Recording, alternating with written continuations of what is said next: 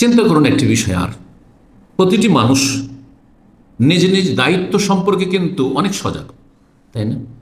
আমাদেরকে কেউ সাধারণত যদি সুস্থ মস্তিষ্কের হন আর মানবতা থাকে, আর ইমান ইসলাম তো আছেই, কিন্তু এমনি মানবতাও যদি থাকে, ধীরে ধীরে ধীরে বড় হচ্ছেন, 10-12 বছরের বাচ্চাও 13 বছরের বাচ্চাও যতটা জ্ঞান আছে তাতে বুঝছে যে আমার আব্বা আমার কথা শুনতে হবে।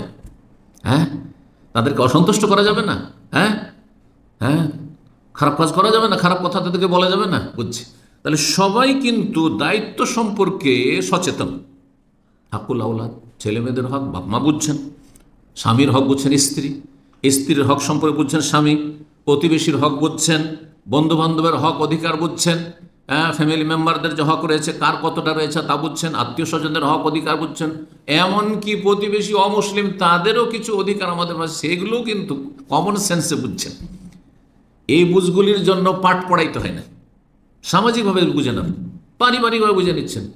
এই হকগুলো যখন বুঝছেন, অথচ এরা আপনাকে সৃষ্টি করেনি, এরা আপনাকে রোগ থেকে ভালো করেনি, এরা আপনাকে রিজিক দেয় না, খেতে দেয় না, হ্যাঁ, বিপদ আপদ থেকে রক্ষা করে না, এরা আপনার হায়াত মতের মালিক নয়, এদের হক সম্পর্কে এত সচেতন, তাহলে যিনি সব কিছুর মালিক, যিনি আপনাকে সৃষ্টি করেছেন, তার ইবাদতের জন্য তার হক সম্পর্কে কতটা সচেতন আপনি?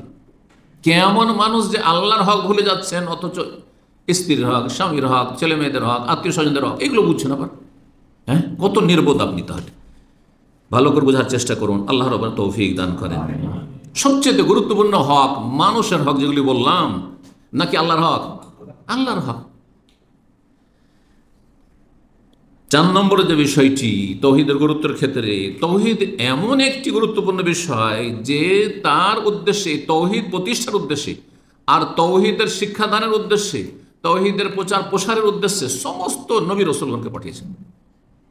এ তৌহিদকে যদি আউট করে দেন, তাহলে নবী রসুলরা এসেছেন কি কাজে, পাঠিয়েছেন কেন, তাদের উপর আসমানি কিতাবই কেন এসেছে, কেন নূহ আলাইহিস সালামকে আল্লাহ পাঠিয়েছেন 950 বছর? রব্বে ইন্নী দাআওতু কওমি লাইলান ওয়া নাহারা, সূরা নাহল বলছে, আল্লাহ এই জাতিকে আমি রাত দিন 24 ঘন্টা তোমার দিকে ডাকলাম, তৌহিদের দিকে ডাকলাম, লা ইলাহা ইল্লাল্লাহর দিকে ডাকলাম, ফালাম ইয়াজিদহুম দুআই ইল্লা ফিরারা, কিন্তু আমার এই 950 বছরের ডাকা তাদের পালায়নকে বৃদ্ধি করল, আরো বেশি দূরে হয়ে যাচ্ছে, যত ডাকছে তত দূরে হয়ে যাচ্ছে। এত খারাপ জাতি আল্লাহ, 950 বছর, সুবহানাল্লাহ।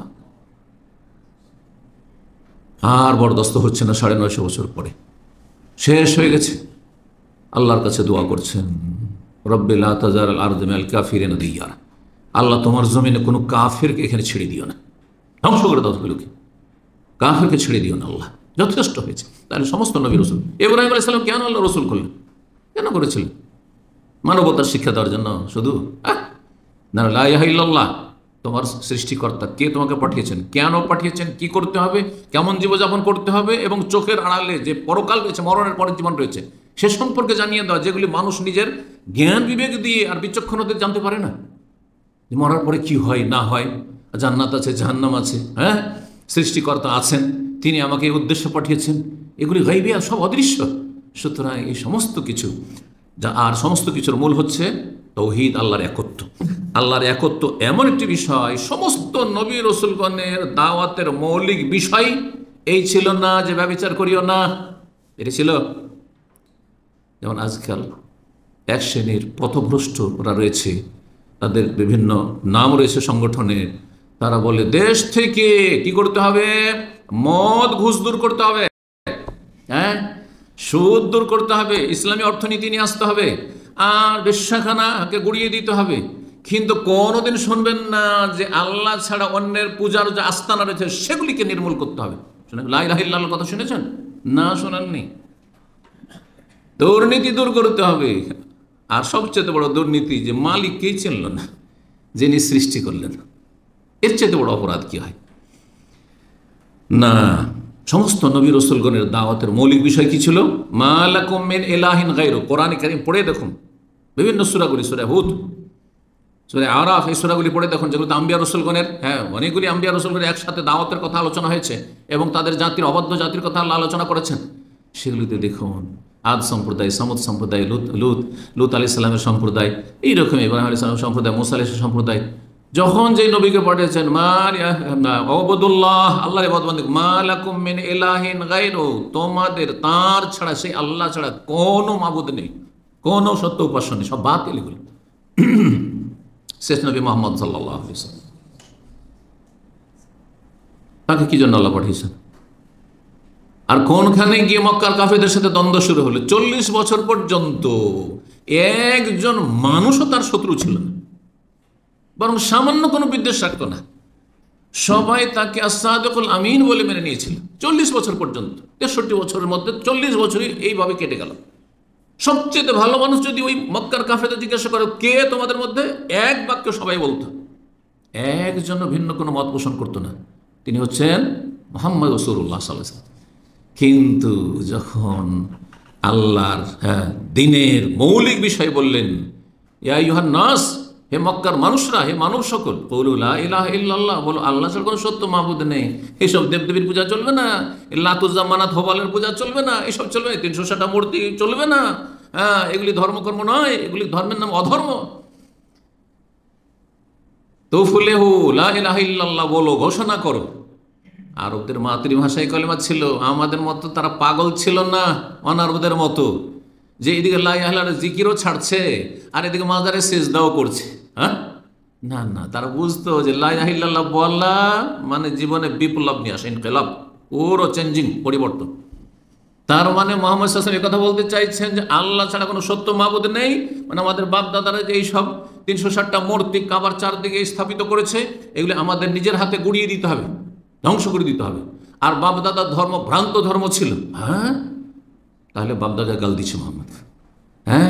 তারপর আমাদেরকে বোকা নির্বোধ মনে করছে, আমরা কিছু বুঝি না। তারপরে আমরা সবাই যে ধর্ম পালন করি ওই একা নতুন কথা বলছে।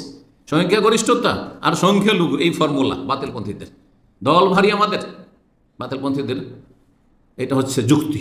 আর একটা হচ্ছে যে বাপ দাদা তারা আমাদের সাথে বিচক্ষণ ছিল না। সবাই বলি হ্যাঁ, বাপকে শ্রদ্ধা করি, দাদাকে শ্রদ্ধা করি, তারা আমার চাইতে বিচক্ষণ ছিল, আমার চাইতে শক্তিশালী ছিল। সুতরাং তারা কি করে বলবো যে তারা ভুল পথে ছিল? এত বড় বড় মুরব্বীরা ছিল, হুজুররা, তারা বুঝে না? আপনি কোত্থেকে বুঝলেন? আপনি বলছেন না বাতিলপন্থীরা। এইটাই মক্কার কাফের মুশরিকদের কথা ছিল, যার ফলে তারা ধ্বংস হয়েছে আর জাহান্নামের ইন্ধন হয়েছে। সতর্ক, সাবধান। সমস্ত রসুলকে আল্লাহ পাঠিয়েছেন কি নিয়ে? এর দলিল বলছিলাম, মা লাকুম মিন ইলাহিন গায়রু, একটি বললাম। আরও শোনেন, সূরা নাহল 36 আল্লাহ বলছেন, লাকাদ বাআসনা ফী কুল্লি উম্মাতিন রাসূলা, নিঃসন্দেহে প্রত্যেক উম্মতে একজন করে রসুল পাঠিয়েছেন, প্রত্যেক যুগে যুগে রসুল পাঠিয়েছেন। 1400 বছর আগে শেষ রসুল পাঠিয়ে সমাপ্তি ঘটিয়ে খাতামুন নবিয়্যিন দিয়ে আর কোনো নবী রসুল আসবে না।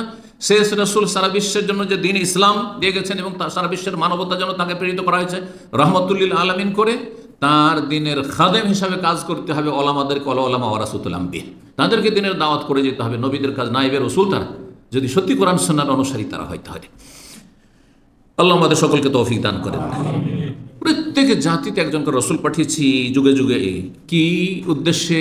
এই মর্মে, আনে আবুদুল্লাহ, এই কথা বলে সবাইকে বলেছি আল্লাহর ইবাদত করো, ওয়াজতানিবুত তাগুত, এবং আল্লাহ ছাড়া অন্যের পূজা থেকে বেঁচে থাকো, উপাসনা থেকে বেঁচে থাকো, তাগুত থেকে বেঁচে থাকো। আর তাগুতের বিস্তারিত ব্যাখ্যার সংক্ষিপ্ত ব্যাখ্যা হচ্ছে আল্লাহ ছাড়া কারো সামনে ঝুঁকা যাবে না, আল্লাহর হক কাউকে দেওয়া যাবে না, আল্লাহর হক কাউকে দেওয়া যাবে না। আল্লাহর হক কাউকে দিয়ে দেওয়া মানে সীমা লঙ্ঘন, আর তাগুত তাগায়াত থেকে মানে সীমা লঙ্ঘন করা। আপনি সীমা লঙ্ঘন করলেন না।